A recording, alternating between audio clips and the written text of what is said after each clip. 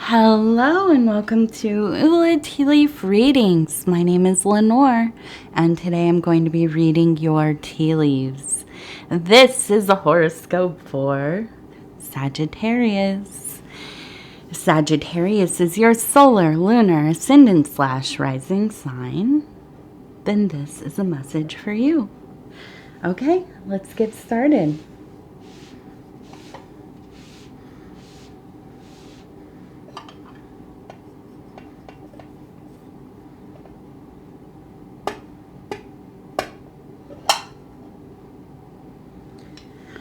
All right, now let's take a look at what we have here, what these tea leaves have to say.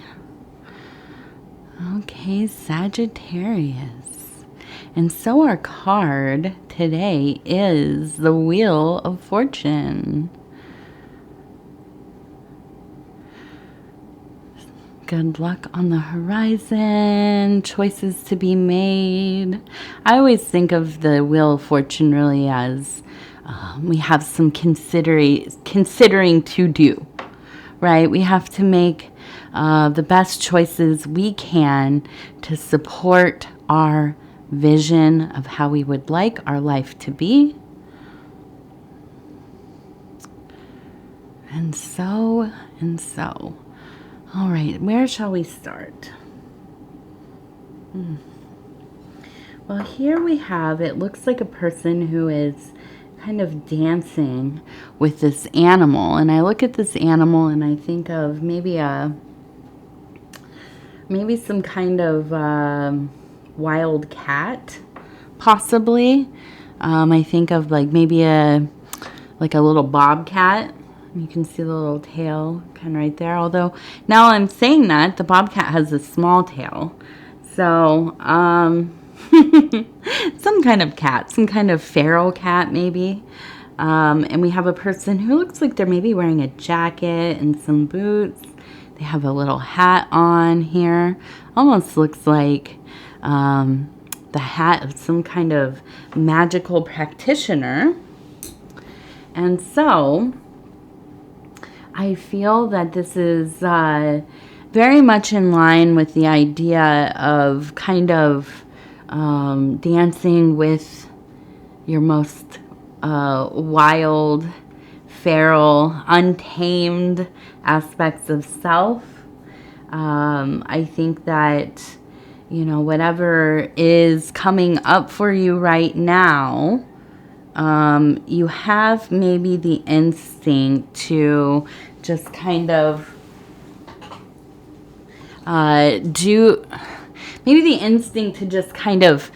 fully go your own way, do your own thing, but in a way that, how do I describe this? It's not destructive, but as a cat is fully possessed in themselves, it's almost just kind of a very confident yet aloof decision to break away. Okay, and I don't see anything wrong with that. But it might be hurtful to others around you. At the same time, if this is where your feelings and intuition are taking you, then I say go with the way that you feel. We can set boundaries, we can distance ourselves, we can go about our own lives the way that we choose to, which doesn't have to involve anybody else. And we can do that respectfully, right? We don't have to say mean things. We don't have to destroy things on our way out. Sometimes we just kind of have to at least let people know that we're still alive and well. But hey, I'm taking my distance, right? I'm pardoning myself from the situation. I'm going to be out on my own for some time, right? You know, and that's okay. I think that's totally fine. I feel like, you know, I feel like sometimes this is the easier way for you, Sagittarius. I think kind of getting stuck in the muck of trying to talk things out, it kind of just adds to that building anxiety. Okay, and yeah, I feel like you just want to go get under that moon, dance with that wild cat of yours, and you know, enjoy your freedom, your autonomy, okay, your independence, and that's not a bad thing. You know, I think that's a wonderful thing, really. We have a sword here, okay? You can see right here. And this to me is definitely that Aries sign, and maybe even the Ace of Swords. A lot of thinking, a strong intellect, really kind of considering, contemplating, going over things so that you may make a decision. I really get this feeling of, well, do you ever just like get in your car and take like a quiet ride in the evening, at night, maybe it's gotten dark, just kind of everything's pretty quiet, driving down those dark side roads, you know, when you put the turning signal on, it's just so amplified against that quiet, and you just kind of are drifting in your mind, hopefully paying attention, of course, as you drive, but you are in a place of you know, some peace. You're disengaged from any other person. Your responsibility is to be driving, but also kind of almost a sense of space traveling, right? You know, out there in the vast unknown, cruising along, thinking about whatever it is that is coming up. And I feel, you know, the biggest thing that I see here in this bowl is that there is really a sense of wanting to construct a happier, it's not happier, scratch that, it's not happier. There's a sense of movement. We have a sailboat, right, wanting to move along, change some aspects of your life so that you may feel the way that you want to. You want to create the life that you want, to feel that you are partaking in an atmosphere that is conducive with however it is that you want to feel. Here comes TT. And, you know, what does that mean? You know, it could literally be setting up your house in such a way that feels comfortable to you, inspiring, homey. Maybe you like things very streamlined. You know, I don't know, whatever your preference is. But it seems that you've gotten away from where you envision things. Okay, so I think that it's important when we get into these moments in our lives when we are ready to shift, but sometimes we don't know where to start. Okay, and we can go on these drives and we can think about these things and we can kind of consider what is ideal for me, right? But we don't know, where does that begin? So I think, and this is something that I myself, and I have mentioned it on readings before, I find it very empowering. And this is creating spaces for yourself, even if it's a corner of a room. Maybe you live in a house full of children, family, maybe you live in a small space here in a city, you live in like a little studio, whatever it is, okay? It doesn't have to be a lot of room, but creating a little space for you that feels the way that you want it to feel.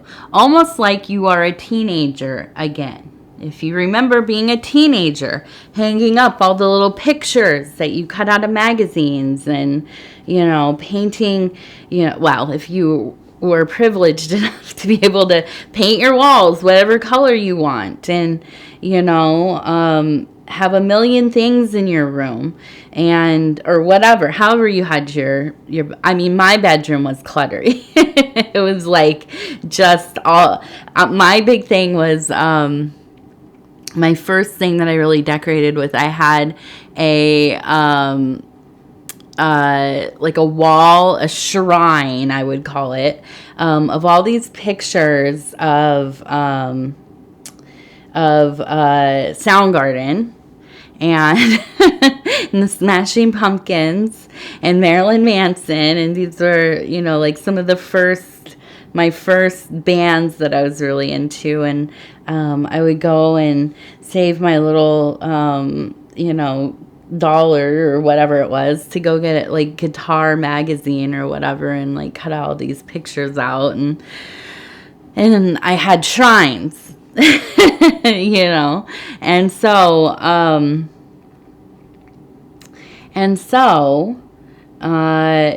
it just something, it doesn't have to be that, right? But just that feeling of, creating your own little universe, okay? Having the colors, the textures, the smells, the sounds, the lighting that you want. For me, lighting is huge. I do not like overhead lighting. I don't know. I've kind of taught, through therapy, I've kind of discovered that it's like a processing thing maybe.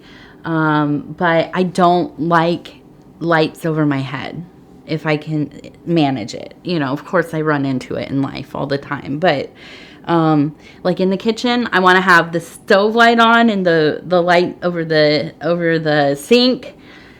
My husband just gets so annoyed. I keep the house so dark if there's not natural lighting coming in. I just don't like overhead lighting. I've had to get floor lamps all over the place. It's ridiculous, to other people, but to me, it feels comfortable. I don't like that feeling of a light way above me. I don't know. I don't know why that is. But, if we can create spaces where we feel comfortable, this is our little spot in the universe. This is our nest. This is our temple. This is our, the womb that we return to at the end of the day, right?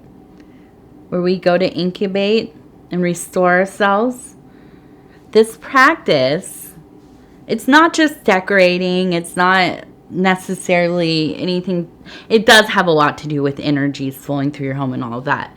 But it's not any prescribed method or technique or philosophy or anything like that. But just the ritual, the ceremony, the activity of feeling like you get to do something that's just for you, something that you feel comfortable in, okay?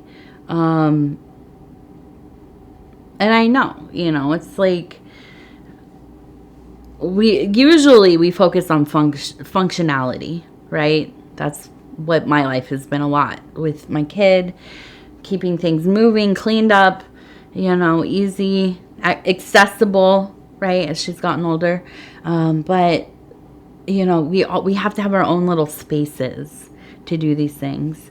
And and or some kind of, even if it's outside, if you go outside and do something, create a little garden space for yourself, a little shrine, or like a natural shrine or icon or whatever it is. Okay.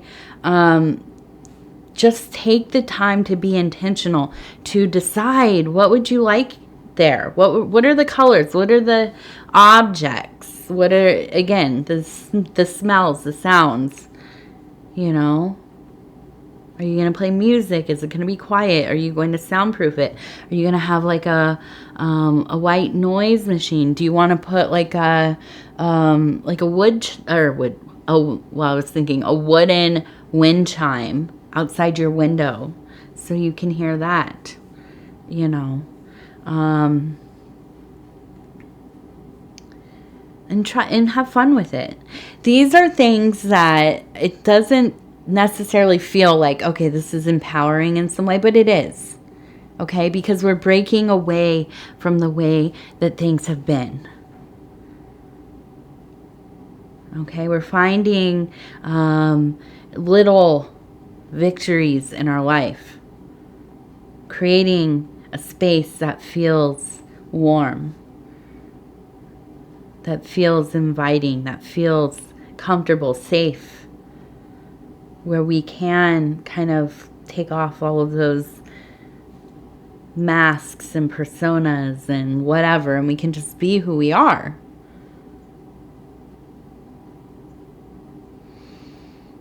And then we start to, we get into those places. We think about, where are we going in our life? What are we doing? Here, I wanted to look at, we have a person. We have a person right here. And then we have some kind of, it almost looks like a dinosaur to me right here.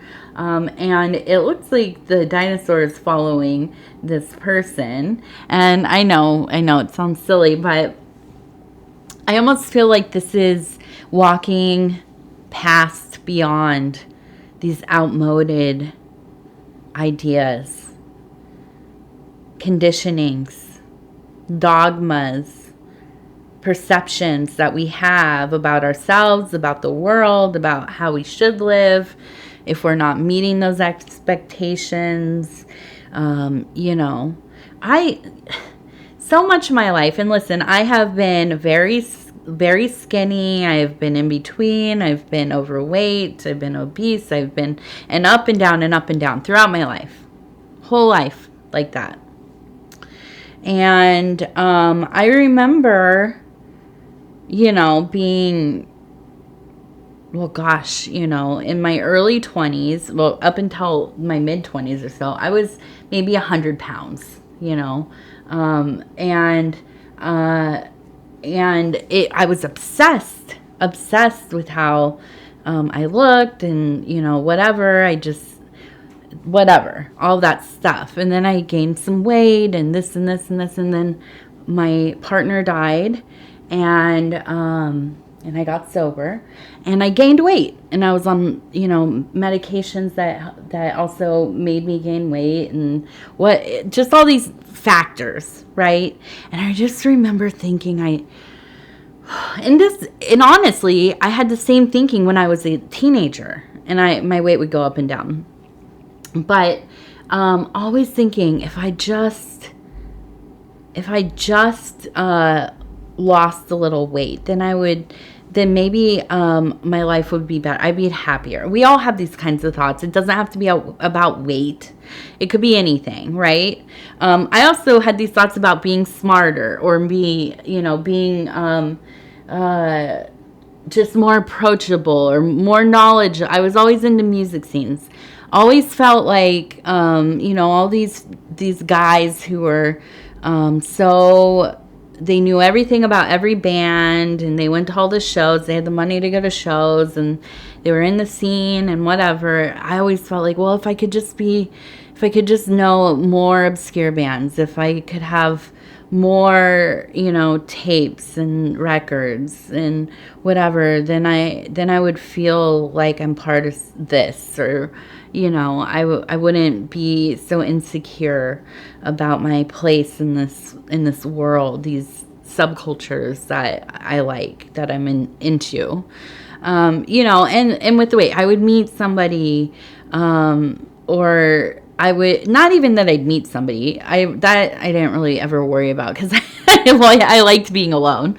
But just that I would feel better about myself, you know. Finally, I would get to that point where I was just perfect, you know, and everything would fall into place.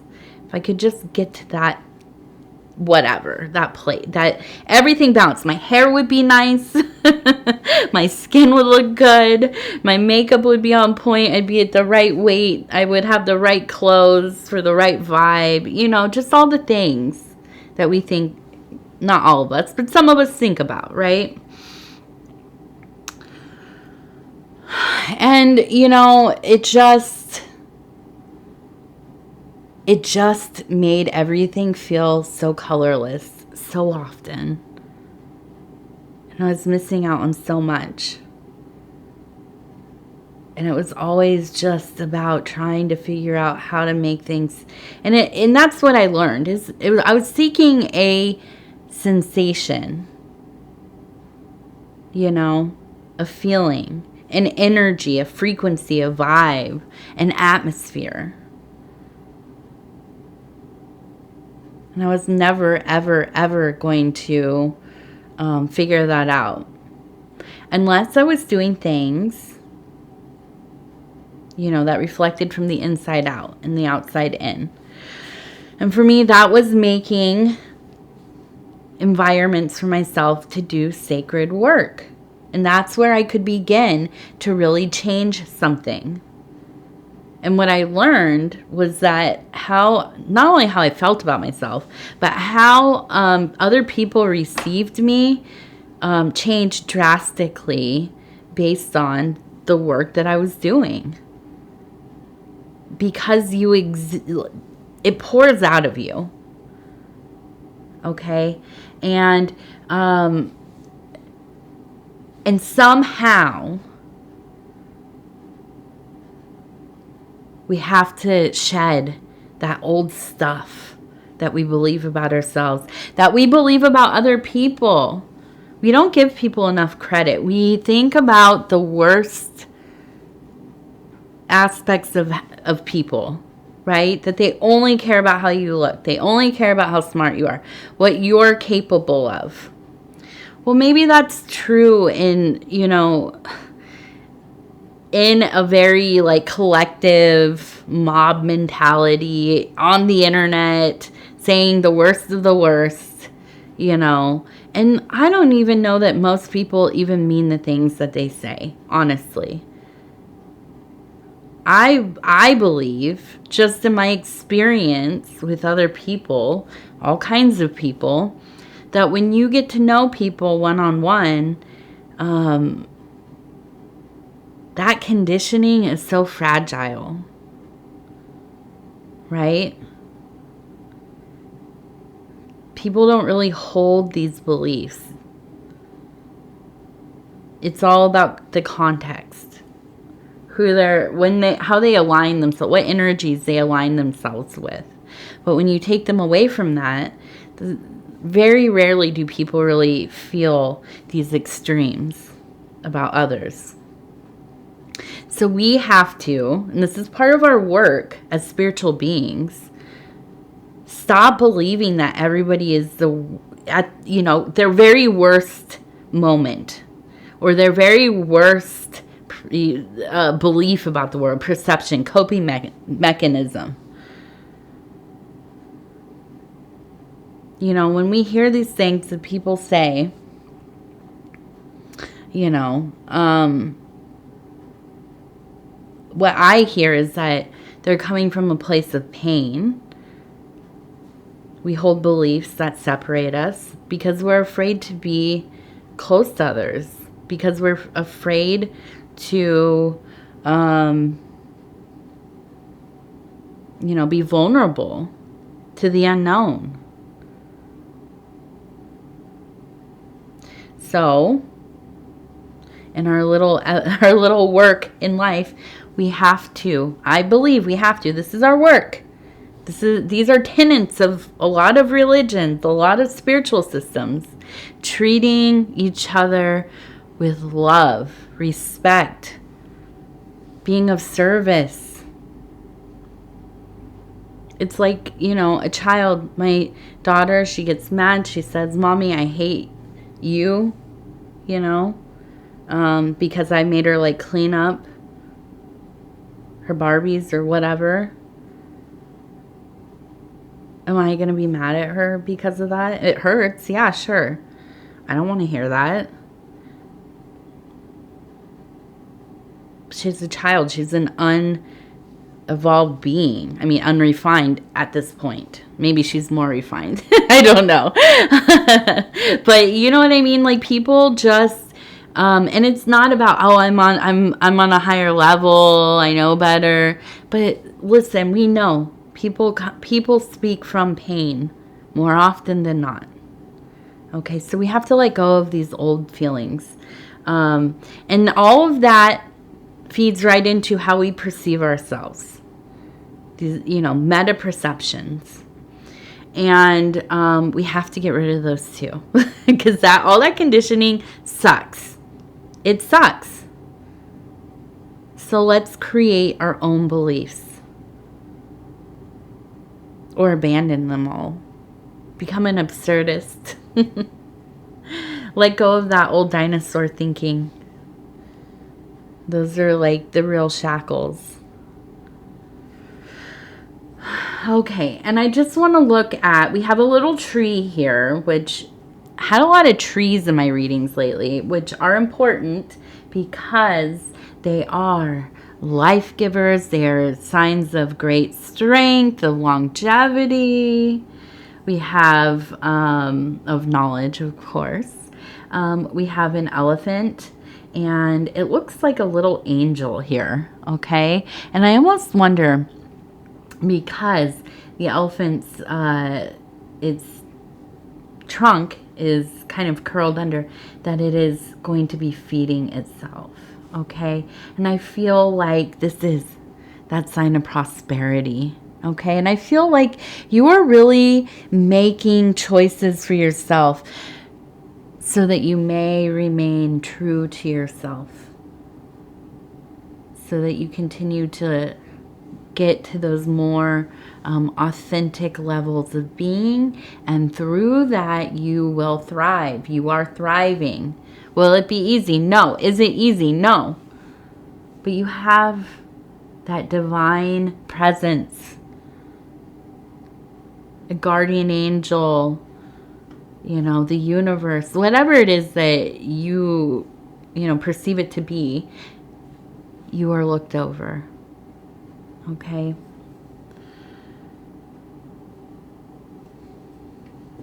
All right. Let's see. What do we have over here?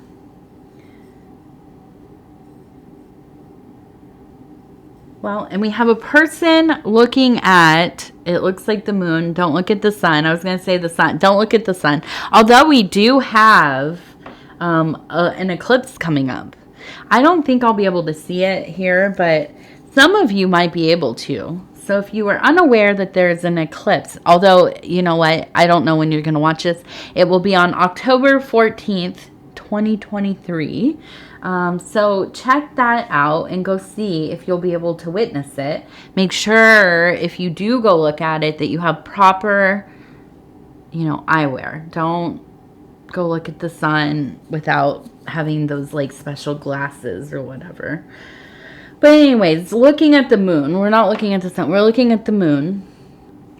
And there is really a sense of just emotional release, I believe. I really think that, things haven't been, I don't think, terrible, right, recently. But I do think that there's just a sense of really a little bit of slowing down, okay, being a little bit more introspective, right? Just kind of figuring out am I feeling the way I am? How can I change? And not just, I don't think just emotionally. I think on a more existential level, right? Considering how will you change the way that you feel within the greater picture of life? You know, how will you set your life up in that way? What needs to happen here? Okay. You know, and I think so much of that has to do with having a sacred space, doing that interior work, beginning to really focus on whatever it is. If you have a particular religion, system, faith, whatever, some kind of spiritual practice. For me, recently, I've been really getting back into my interest of transcendental meditation. Okay, things like this. I just want to share what I've been into. And I think that's a big thing for me because it really coincides with that active imagination, which is kind of from the Jungian school of thought. And these two things kind of really go together. So, you know, just places to kind of look if you don't know what you're looking for exactly. But, you know, if you know anything about me, I am not a follower or a belonger to anything. I will never advocate for any system. I believe that there are I need to put the quote on my wall so I can remember exactly how it goes. But there are as many ways to God/the divine, right? It's God in the quote, but there's many ways to the divine as there are beings on earth, okay, or in the universe. We don't know how we don't know how many beings there are out there, but there's no right or wrong way. Okay, that's the only thing that I know. There's no right or wrong way. Okay, the Earthbound Oracle. All right. So these cards have a picture and a word, and we're just going to see how it kind of punctuates the reading. How is this going to fit in? Okay, there we go. Arcana. Kind of double meaning, right? Letting go of those old beliefs, those arcane beliefs, out of here.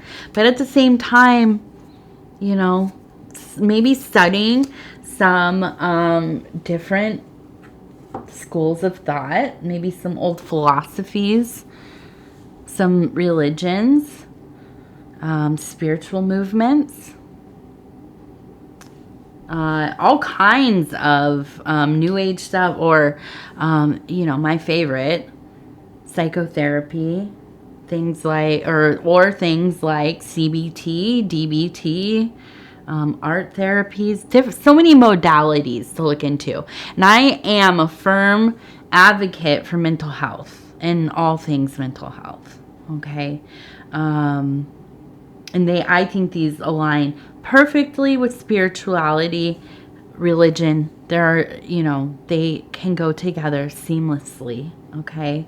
So, I think it's just a good time to be that little explorer in your own life. Get out there, look for what talks to you, what speaks to you. Okay.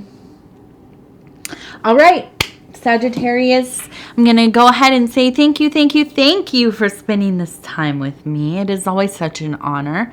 If you'd be so kind as to like the video, it helps us get into the algorithm. And as we know, the algorithm kind of decides everything about everything. And so we like to give it the engagement that it wants. And those are things like liking the video, sharing the reading on other social media platforms, watching the readings from the beginning to the end. If you have not subscribed yet, please think about doing that. You can hit the little bell. It'll let you know when the next readings are coming out. And if you want to leave a comment, please do. I read all of them. I have not been as wonderful as I usually am. Usually I'm pretty freaking flawless about responding back to all of the the comments, but I've shared this on other readings. We have some family stuff going on. If you are a fan of Dove and Serpent Tarot, that's my husband, Paul, over there. I just want to say has nothing to do with him. He's fine. Nothing to do with me. I'm fine. I mean, it has to do with us because we're part of the family, but, nothing to do with my daughter. Us as a family unit, we're okay. Everybody's healthy. Everything's cool.